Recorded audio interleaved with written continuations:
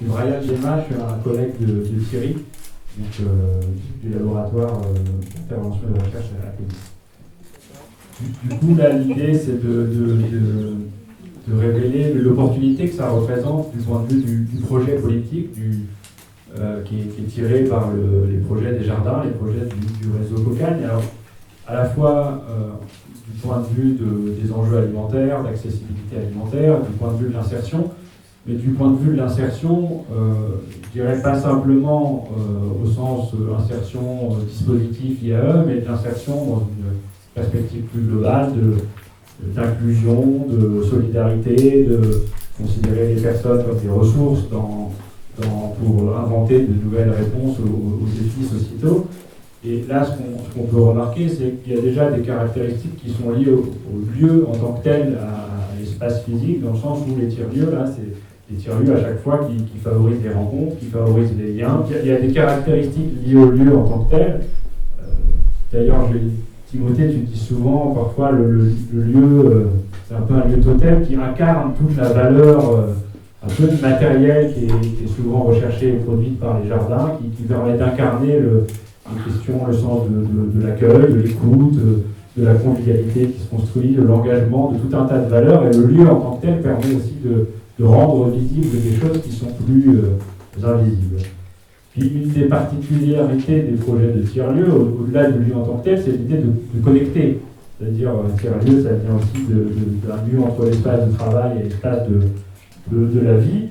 Et ça offre des occasions de s'intéresser et de travailler les questions et les préoccupations des citoyens, des habitants, des acteurs qui sont présents sur le territoire, pas simplement à partir des préoccupations, on va dire, originelles, des jardins de Cocagne, le périmètre de l'alimentation ou de l'insertion de manière plus stricte, mais aussi à partir de ce que les gens ont envie de faire, de ce qu'ils sont en capacité de mobiliser comme ressources, de la façon dont ils s'engagent dans la dynamique du tiers-lieu et dont ils la font vivre.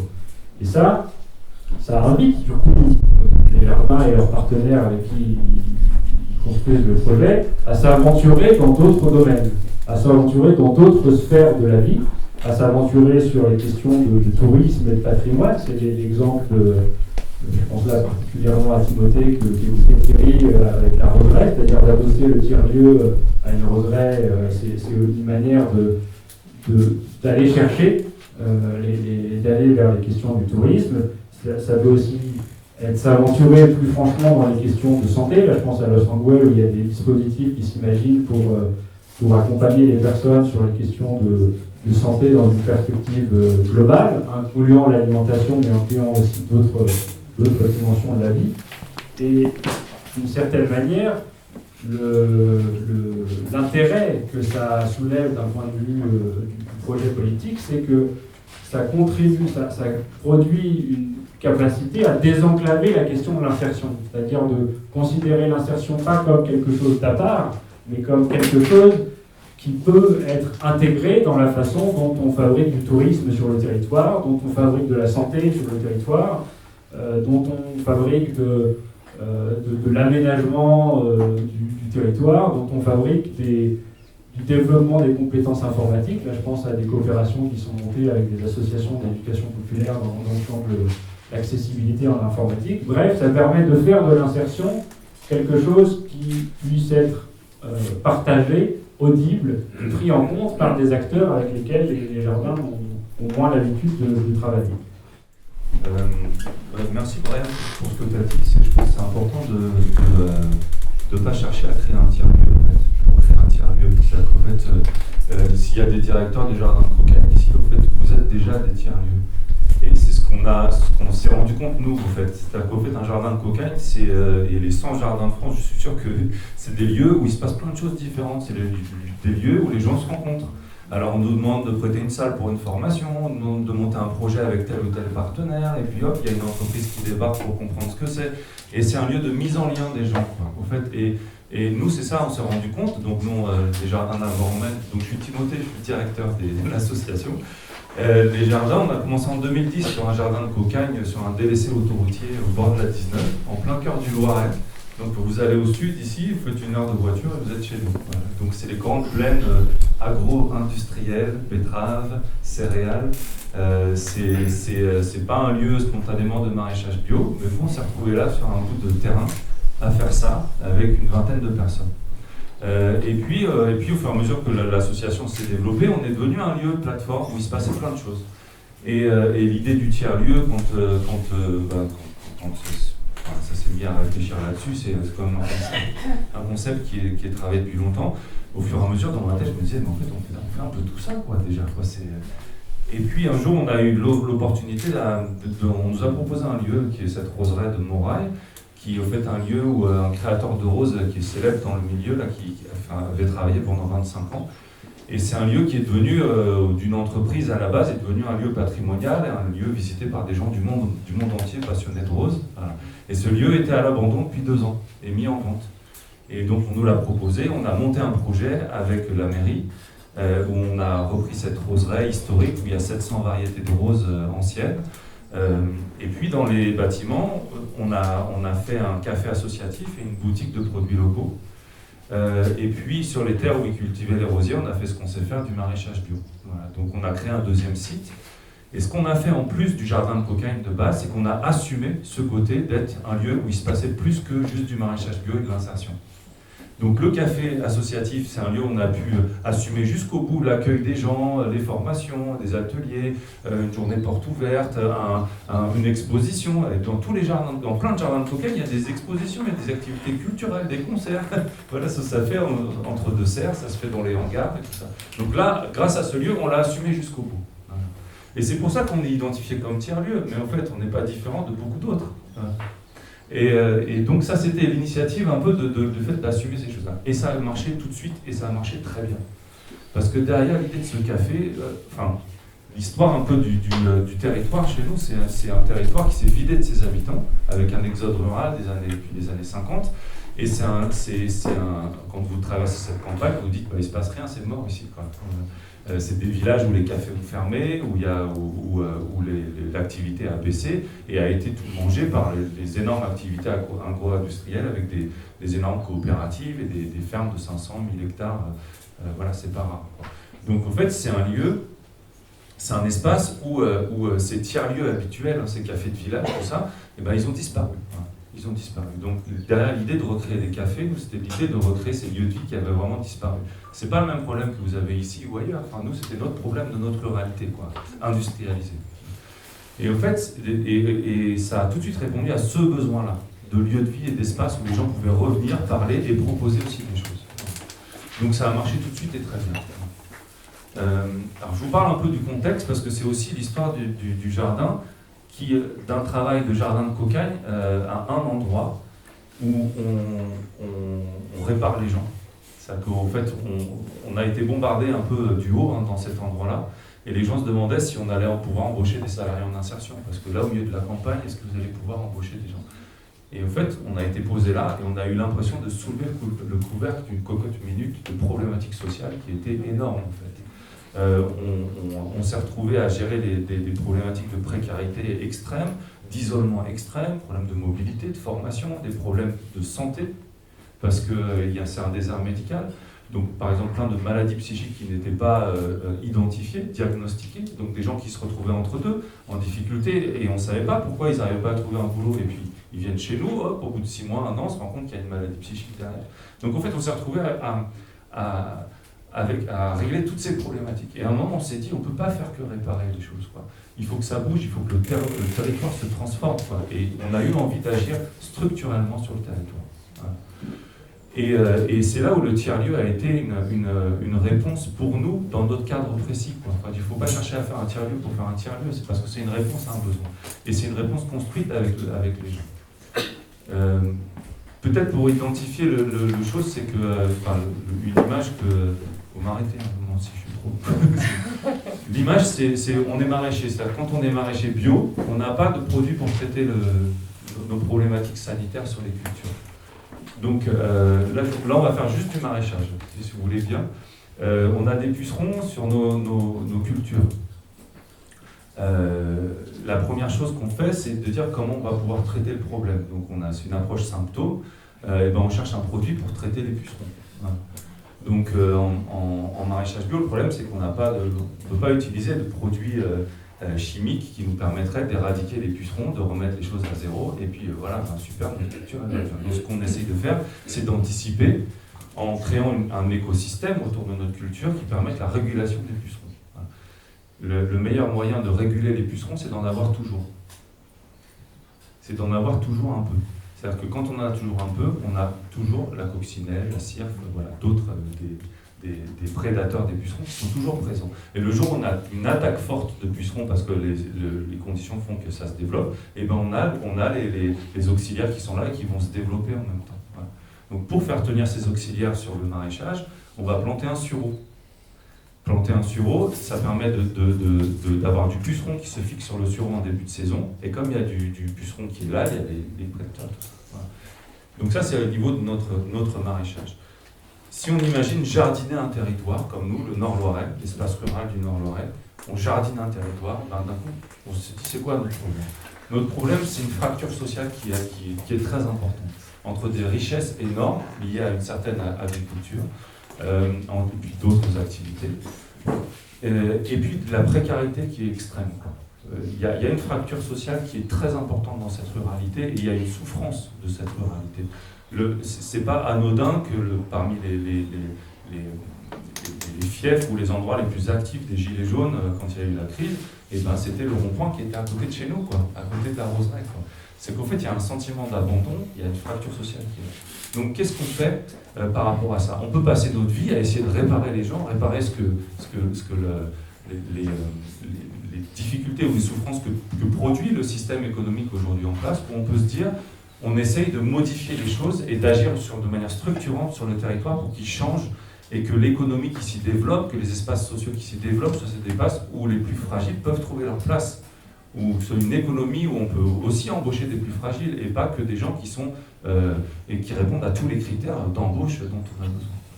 Voilà. Et donc notre réponse, notre plantation de sureau à nous, c'est ça, c'est la plantation d'un tiers-lieu. Parce qu'il y a ce problème de lien social, de connexion, de mise en relation des gens. Il y a des problèmes où il n'y a pas de lieu où on peut recueillir la parole des gens, par exemple.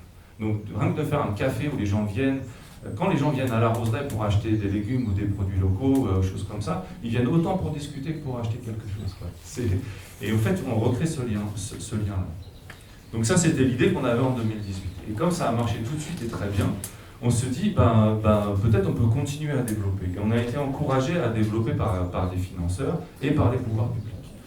Et donc de là, on s'est dit, si on passe le stade supplémentaire, on peut imaginer que ces tiers-lieux soient mis en relation entre eux et fassent une forme de maillage du territoire pour aider à structurer des choses. Donc il y a le lieu individuel et ensuite il y a la structuration de ces tiers-lieux entre eux. Donc là, c'était un projet qu'on a écrit en 2018 où il y a à la fois la création de ces lieux-là et il y a aussi le fait de travailler sur la structuration des circuits courts. Donc première chose, comment donc nous, un peu le modèle, c'est lieu touristique, c'est boutique de produits locaux. Donc la Roseraie, c'est 26 producteurs qui ont leurs produits en plus de nos légumes dans la Roseraie. Donc c'est de l'huile, de la farine, des pâtes, voilà tout ça. Et c'est tout bio et c'est tout à moins de 100 km, principalement à moins de 40 km. Et ensuite un café, voilà. Et des activités culturelles. Donc au fait, là aujourd'hui, on a 4 lieux où il y a des boutiques. Et en fait, ces boutiques, elles fédèrent autour d'elles un certain nombre de producteurs. Ces producteurs amènent leurs produits dans ces boutiques, qui sont aussi des micro-plateformes logistiques. Et ensuite, on distribue les produits. Au fait, c'était l'idée de Valérie il y a 5 ans que j'ai reprise et que j'ai volé. et ensuite, que ces produits sont distribués à l'échelle du territoire dans les différents lieux. Voilà. Donc aujourd'hui, on a 4 boutiques avec des producteurs fédérés autour de chaque boutique. Et les produits qui circulent. C'est-à-dire que c'est une manière pour nous de faire un anti-Rungis. C'est-à-dire qu'au fait, ce n'est pas une plateforme centralisée, c'est des micro-plateformes décentralisées qui permettent une massification des circuits courts sans rentrer dans le circuit long, sans rentrer dans la logique d'intermédiaire avec le coût concurrence, on achète le moins cher pour revendre le plus cher, et c'est l'agriculteur qui se retrouve lésé, etc., etc. Donc ça, c'est juste un effet qui a été produit de ça. Voilà. Ensuite, on s'est rendu compte, par exemple, qu'on avait trouvé un modèle pour donner une pérennité à du patrimoine qui était en déshérence. La roseraie, c'était un patrimoine, personne ne pouvait payer les 40 à 60 000 euros que coûte l'entretien de cette roseraie chaque année. On l'a intégré dans un système avec chantier d'insertion de diverses activités, il y a un budget de 500 000 euros pour le fonctionnement du lieu, et ben on absorbe l'entretien de ce patrimoine parce qu'il y a de l'action sociale, parce qu'il y a tout ça, il y a tout ça. Donc en fait, on a trouvé des solutions hybrides où il n'y avait aucune solution si on traitait le problématique de manière unique. Voilà. Là, le domaine de Flotin, c'est un prieuré du XIIIe siècle qui est devenu, il y a eu un château, voilà, il y a 60 hectares, c'est un lieu magnifique. Et au fait, c'est un lieu qui était à l'abandon. Et en fait, personne ne voulait claquer des millions d'euros pour rénover ce truc-là, juste pour rénover ce truc-là. Voilà, on y crée des fonctionnalités différentes. Donc là, il y a un lieu, il y a ce château central, qui est pas, enfin, c'est une grosse bâtisse, quoi. Et on a créé un jardin d'insertion, on produit des semences paysannes. On a créé une activité d'apiculture biologique. On a 115 ruches aujourd'hui, l'idée c'est d'en avoir 200-300. On a créé un jardin de simple et d'aromatique. On travaille avec l'ONF sur l'exploitation de l'ensemble des 60 hectares avec des parcours, des balades qu'on construit avec eux. On bosse avec un centre de loisirs qui est dans l'ancienne ferme du lieu, avec qui on crée des activités pédagogiques. Et en fait, cette approche un peu globale et multifonctionnelle du lieu, aujourd'hui, elle donne une viabilité économique du lieu. Le dernier projet qui a démarré là et qui fonctionne déjà, c'est une auberge sur les bords du canal d'Orléans, une auberge historique, qui est un lieu, c'est les sources du canal, qui est un lieu magnifique et touristique, et pareil, qui était à l'abandon, et ça coûtait trop cher à rénover pour n'importe quelle personne qui voulait l'acheter, rénover et faire une activité. Donc là, il y a un jardin d'insertion, il y a une auberge, il y a une micro-brasserie, il y a des activités touristiques, un peu d'hébergement. En fait, on crée une multifonctionnalité du lieu qui permet de lui donner une viabilité économique. Ça c'est des réponses individuelles, en fait, sur chacun des lieux. Et puis ensuite, alors, pour terminer sur l'ancrage territorial, c'est qu'en fait, ça nous a ouvert des portes inédites avec les financeurs, et notamment avec le département, où on est parti dans un projet sur les 6 ans qui viennent de créer 2 lieux par an, nous ou d'autres. Et donc, parce qu'en fait, et on a commencé à un peu conceptualiser sur cette idée de tiers-lieu agricole à vocation sociale. Et l'idée, c'est que dans le Loiret, on pourrait créer un maillage de ces lieux, au-delà simplement de notre territoire du Nord Loiret, qui permettrait de fonctionner ensemble. Mais c'est vraiment fonctionner ensemble. C'est-à-dire qu'on ne fait pas d'essaimage de notre projet. On n'essaime pas. C'est-à-dire qu'on fait du rhizomage. Peut-être il y aura un appel à projet, mais moi je ne suis pas du tout fan de l'idée d'un appel à projet. Parce que ce qu'on a créé là, nous, dans le Nord-Loiret, c'est pas ce qu'on va créer dans le Giennois ou dans la Sologne et tout ça. Les réponses sont individualisées et surtout construites avec les citoyens. Avec les citoyens et avec les salariés en insertion. Voilà, donc que vous dire d'autre? Hormis que c'est important, on parlait des pucerons, mais je pense que c'est important justement de parler des situations de rupture. Le travail d'un jardin de cocagne, c'est de faire face aux situations de rupture d'un territoire. On est avec les gens les plus fragiles, on a une attention constante aux gens les plus fragiles, on essaie de construire des choses avec eux, et au fait, on voit les symptômes de dysfonctionnement d'un territoire. Et la base de ces lieux-là, c'est aussi de croire que ces gens-là, ils ont une valeur qu'on ne trouve pas ailleurs, quoi. Le but, c'est pas des gens qui sont, c'est pas des sous-personnes. Vous le savez bien, je pense que tout le monde pense pareil. C'est pas des sous-personnes où ils sont pas en sous-capacité, en choses comme ça. Ils ont leurs difficultés et ils ont leurs richesses. Et en fait, on s'appuie sur ces richesses pour construire ces lieux-là. Aujourd'hui, la boutique de la Roseraie, c'est une boutique qui fonctionne super bien, qui a doublé avec le confinement son truc. Elle a été créée par une salariée en insertion. Christine, elle était là au début de la Roseraie, on était 3 au début. Hein, et Christine, elle était dans une agence de pub parisienne, graphiste, elle a fait une carrière énorme. Elle a eu une maladie dégénérative, et puis elle s'est retrouvée en difficulté pour travailler, elle s'est retrouvée là dans la campagne entre deux, sans trouver de place à cause de ses difficultés. Elle est arrivée au jardin en tant qu'ouvrière maraîchère, et puis peu à peu on a travaillé avec elle, et en fait c'était une fan des produits locaux, elle connaissait tous les producteurs du coin, parce que le samedi elle allait faire le tour de tous les producteurs. Donc c'était quelqu'un qui voulait mettre du sens dans son achat, et en fait elle avait la volonté de faire le tour de tous les producteurs. Et donc elle y passait son samedi. Le problème, c'est que tout le monde ne peut pas passer son samedi à faire le tour de tous les producteurs. Donc on s'est dit, au fait, on va créer un endroit, on va trouver tous ces produits. Voilà. Et Christine, je lui ai dit, tiens, il y a cette salle vide, viens, on va faire un marché de produits locaux. Et elle a démarré le truc. Et aujourd'hui, c'est un truc qui fonctionne. C'est sa richesse qu'elle avait développée dans son parcours, en fait, qui a servi finalement, qui fait qu'aujourd'hui, il y a 700 personnes par mois qui passent dans la boutique, quoi. Voilà. Donc c'est important d'être attentif à ces richesses-là. Et je pense que Jardin de Cocagne, on a un rôle à jouer parce qu'on est sur tous ces espaces-là et on est capable de les mettre en relation. Il faut juste qu'à un moment, on se fasse confiance, qu'on peut aller jusqu'au bout de cette mise en relation et d'assumer ce qu'on peut être sur le territoire. Ouais. Parce que cette richesse, on l'a déjà. Ouais.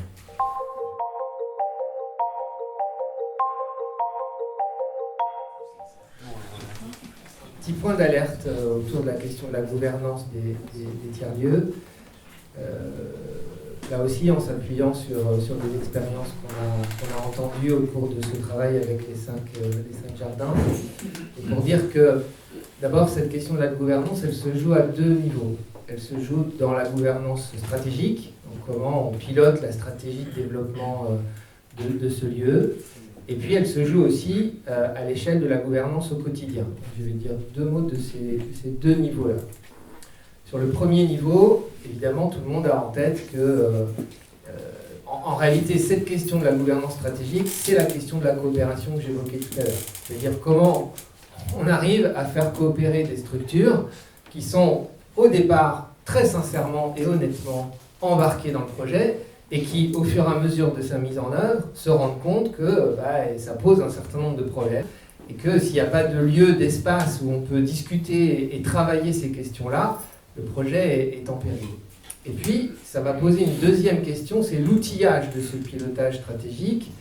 Et il va falloir qu'on parle à un moment de la question de l'évaluation. C'est quoi l'évaluation, les outils d'évaluation des tiers-lieux, des outils spécifiques qu'on va tâcher de mettre en place pour permettre, pour soutenir ce pilotage stratégique. Donc il y a un rendez-vous, de notre point de vue, pour les tiers-lieux qui se construisent dans le modèle qu'on évoque là, autour de la question de l'évaluation.